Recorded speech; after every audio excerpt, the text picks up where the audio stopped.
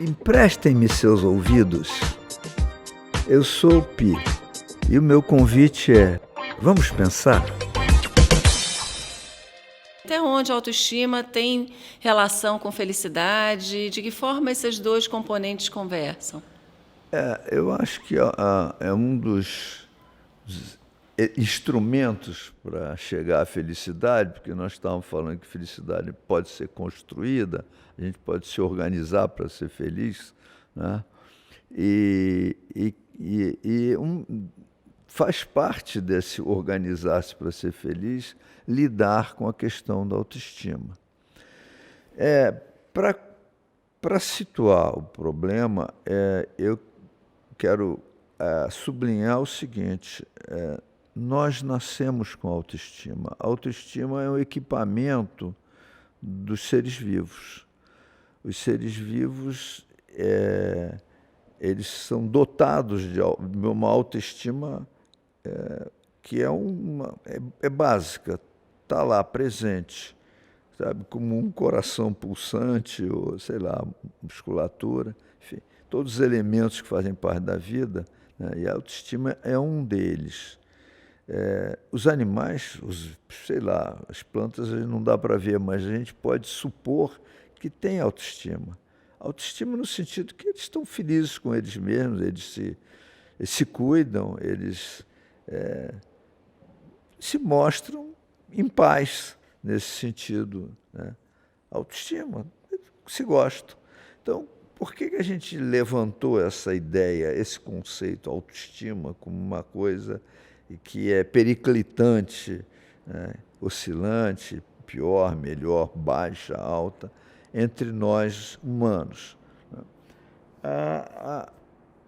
A história da autoestima para cada um de nós é o seguinte: se a gente nasce com autoestima, há um momento em que a gente não tem tanta autoestima assim, tem baixa autoestima, perdeu a autoestima, alguma coisa aconteceu, né? Qual é o fenômeno humano que nos leva a não ter aquela tranquila autoestima que um gato, uma vaca, né, sei lá, um jacaré tem, né? Mostra ter, que está em paz consigo, né? Vivendo a vida, enfrentando as agruras do viver, tendo que correr atrás de alimentação, né? Atendendo seus instintos de reprodução. É de se notar que os instintos básicos dos seres vivos são a manutenção da sua própria vida e a reprodução da sua espécie, né? Como se fosse, vamos dizer, a demanda da natureza. A natureza nos cobra que a gente sobreviva, que a gente se reproduza, né?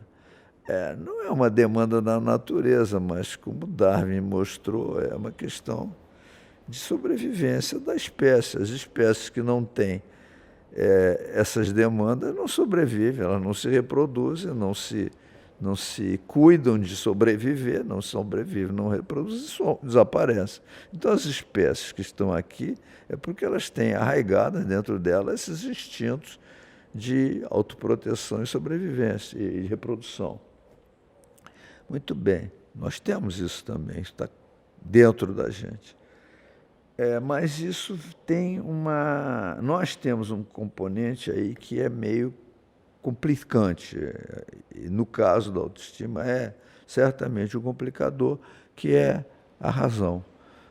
Diferente dos outros animais, dos outros seres vivos desse planeta, além da gente ter os instintos, né, as emoções, aquilo que nos mobiliza, a gente também tem um equipamento chamado razão, que nos leva a, basicamente, ter uma noção de futuro, uma noção muito nítida de que há um futuro distante até, um futuro que precisa ser preparado, um futuro que precisa ser levado em conta, né? Um futuro que pode ser antevisto, até às vezes previsto. Muito bem.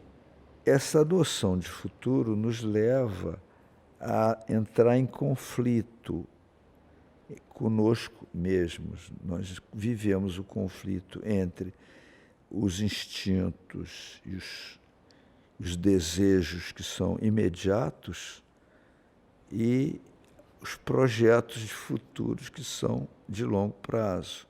E são conflitantes e a criança, logo no começo da vida, começa a perceber que existem demandas nesse sentido. A demanda primeira é a demanda do controle esfincteriano. Não faz agora, faz depois. Aprende a não fazer xixi, aprende a não fazer cocô a qualquer momento, mas esperar o momento oportuno, o momento próprio para isso.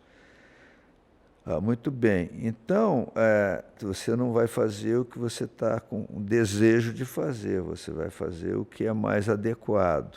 E isso começa a se estender para tudo. Tomar banho na hora que tem que tomar banho, comer na hora de comer, dormir na hora de dormir, depois ir para o colégio na hora de ir para o colégio, sempre com a ideia de que no longo prazo, o adiamento daquele prazer é um bom negócio, dá bons resultados. Então, o bom resultado futuro nos leva a sacrificar o desejo presente. Eu costumo até usar duas palavras para discriminar essa diferença. Eu falo em desejo e vontade. A gente tem desejo de brincar, de ficar no recreio, e a vontade que vem de fora, mas que a gente incorpora, de ser uma pessoa bem-sucedida na vida e, portanto, ir para a aula, aprender alguma coisa para depois ter uma profissão, ganhar dinheiro, etc, etc. Então, começa a haver um conflito, né? Um conflito entre o que eu tenho desejo de fazer agora e a vontade, primeiro a vontade dos meus pais, dos adultos, que dizem, olha, é importante você não fazer isso, é importante você fazer aquilo, etc. E a gente vive esse conflito. E começa a haver, então, um conflito entre a razão e a emoção, entre o cérebro e o coração. O elemento negativo disso é que quando a gente se deixa levar pelo desejo imediato, a gente é recriminado. Mamãe não gosta quando você é desobediente, quer dizer, quando você ficou brincando em vez de fazer o que a mamãe queria que você fizesse. Isso, eu estou resumindo aqui, toda uma pressão social, né, carreada para a criança através dos adultos, dizendo, olha, você tem que fazer desse jeito, né? E a criança, aos poucos, ela coloca isso como um mandamento interno dela, eu tenho que fazer desse jeito. E o eu tenho que fazer desse jeito, para agradar minha mãe, ou porque minha mãe me convenceu que isso é bom para a minha vida, né, que não é difícil, os argumentos são bons, leva a pessoa a dizer, puxa, por um lado, eu queria comer esse chocolate, mas a mãe disse que isso vai me dar dor de barriga, então eu não vou comer, como eu não como. Esse conflito é um privilégio, eu digo isso com uma certa ironia, do ser humano. Os bichos não têm esse conflito. Os bichos fazem o que estão com desejo de fazer, ou seguindo os seus instintos, né? Instintos, os seus Mas mandamentos esse conflito é o que gera a nossa autoestima, é o que molda a nossa autoestima? É o que mexe com a nossa autoestima. Quer dizer, o bicho não tem isso porque ele faz exatamente o que ele quer. O conflito dos bichos é com o mundo externo. O leão tem um conflito com a zebra que ele quer pegar para comer. A zebra tem um conflito com o leão que quer pegar lá para comer. Quer dizer, de manhã, quando acorda, né, o leão sabe que se ele não correr mais que a zebra, ele vai morrer de fome. E a zebra sabe que se ela não correr mais que o leão, ela vai morrer. Quer dizer, nesses casos, eles sabem exatamente o que eles querem e o que eles têm que fazer. Sim, não tem uma dúvida. Eles não têm dúvida com eles mesmos. O conflito como eu disse, é externo. O conflito é do leão com a zebra, né? Não é do leão com o leão.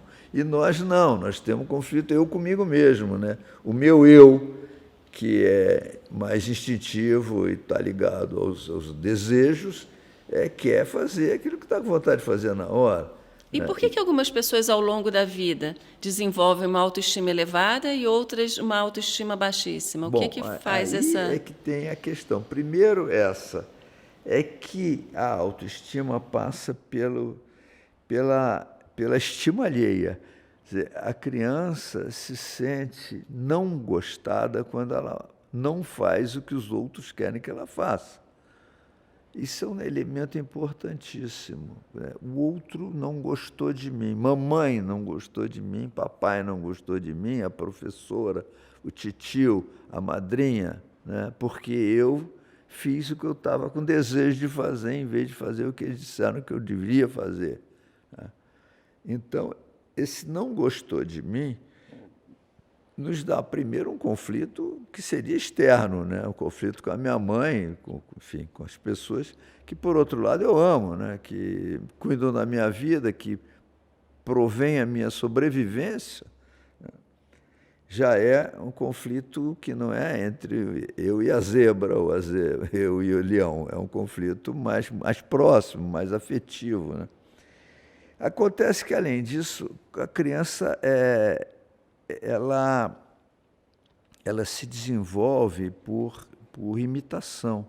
Ela trabalha muito crescendo e ganhando uma maior agilidade na vida e construindo capacidades imitando os outros. Imita a mamãe, como é que amarra o sapato, como é que se veste, enfim, a criança ela tende a copiar, a imitar, a emular para ficar mais parecido, né, com o adulto e mais capaz, etc. E nesse sentido, ela acaba copiando também esse sentimento que ela recebe do adulto. Mamãe não gosta de mim quando eu não faço as coisas direito, não faço o que ela quer. Então, daqui a pouco, a criança está sentindo, eu não gosto de mim quando eu faço coisas erradas, ou coisas que mamãe acha errada, né? Ou melhor, quando eu atendo meus desejos em vez de atender as demandas da razão. Então, a gente começa, quando criança, a ter esse conflito entre o desejo e a vontade, entre a razão e a emoção, entre o cérebro e o coração, vamos dizer assim, né? Um quer uma coisa, outro quer outra, e a gente vive internamente o conflito. Então, esse conflito ele se traduz em autoestima. Quando a gente está muito conflitado, quando a gente não está fazendo o que acha que devia, etc., a gente começa a achar que a gente não é tão bacana assim, não é tão gostável assim. E há um mal-entendido aí, que é o seguinte: mamãe não gosta de mim porque eu fiz isso. Não é verdade, mamãe continua gostando de mim, né? Ela está insatisfeita ou desagradada com alguma coisa, mas pela forma como mamãe transmite isso para o filho, pode ser que o filho entenda como não gosta mais de mim. E por imitação, eu também não gosto mais de mim porque eu faço coisas erradas. E esse não gosto mais de mim significa uma lesão na autoestima. A gente que se gostava sem questionamentos, como os bichos se gostam, se amam sem nenhum questionamento, a gente passa a ter questionamento. Não, eu não sou uma pessoa bacana, eu errado, eu não faço legal, eu não sou... veja, a criança vai para uma turma de 40 alunos, um é o primeiro da turma, os outros são os fracassados, 39 fracassados, né? Então, esses já não podem mais gostar tanto de si mesmo, porque não fizeram o que era esperado que fizesse, ser o melhor da turma. Mas o melhor da turma só pode ser um, e os outros não são o melhor da turma. E o que é pior, o melhor da turma muitas vezes também não está satisfeito por ser o melhor da turma, porque ele sofreu muito para conseguir ser o melhor da turma, e aquilo deixou na situação de ser invejado e de ser, às vezes, até molestado pelos colegas, né? Zoado pelos colegas, porque eu sou vítima de bullying, porque ele se destacou. Isso também acontece, a inveja surge. Então, todo mundo está insatisfeito, porque ninguém está sendo como devia ser, vamos dizer assim. Então, na hora que surge esse modelo de como a gente deve ser, e quando a gente não consegue cumprir com esse modelo, porque o modelo é idealizado, ou seja, ele é mais do que o real, mais do que a gente pode realmente fazer, então começa a haver uma frustração. Puxa, eu não fui capaz de ser o que eu deveria ser, etc. Eu me lembro de uma vez dizer para um cliente meu que se cobrava muitas coisas, tinha grandes aspirações e estava muito frustrado, porque ele chegou a um momento da vida em que ele tinha percebido, tá, já com mais de 40 anos, que ele não ia conseguir realizar todos os feitos que ele tinha se proposto, se cobrado fazer, né? Eu disse para ele, para quem almejou ser prêmio Nobel, né, ser o reitor de uma faculdade é um fracasso. Então, não há jeito da pessoa ficar feliz com o que tem. Está contando, como eu disse no outro podcast, outro dia, está contando a vida por pontos perdidos e não por pontos ganhos. Quer dizer, mais uma vez a gente volta para a questão da expectativa e realidade, né? Eu acho que isso é um motor muito forte da nossa formação, né? É verdade. Então, a autoestima fica muito relacionada com isso, com esse sentimento de que a gente não é gostado, não merece ser gostado e, portanto, a gente não pode se gostar. E tem solução para baixa autoestima? Tem. O mal, vamos dizer assim, uma tentativa tosca e mal sucedida é substituir a autoestima por vaidade, sabe, por arrogância, por exercício de poder, como se isso fizesse a pessoa gostar mais de si mesma, mas é frustrante, não dá certo, não resolve, porque o problema da autoestima é interno e essa seria uma solução externa. Isso é mais para esconder uma baixa autoestima do que uma solução, na verdade. Mais para esconder, né? Uma muleta, é verdade. Né? É para esconder de si mesmo, né? Eu sou poderoso, etc. E, no fundo, está sendo ruído por problemas de autoestima que não estão solucionados porque a pessoa conseguiu grande sucesso, estão aplacados, amenizados, mas tem brecha, sempre tem brecha, porque lá dentro